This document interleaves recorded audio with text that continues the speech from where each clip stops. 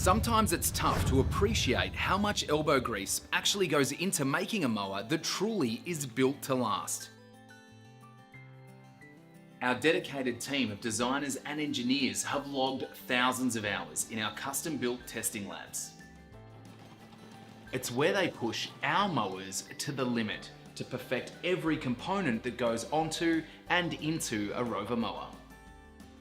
Take our pull start test for example. We put our walk-behind mowers through tens of thousands of stop-start cycles. Let's say you mow your yard once a week.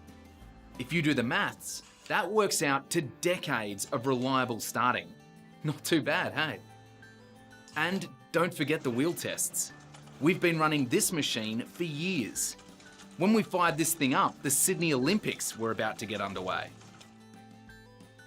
And finally, the toughest test of them all, the dynamometer, or Dyno for short.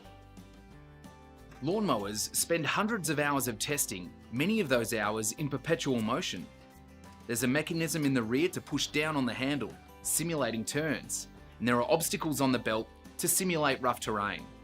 If it can make it here, it can make it anywhere.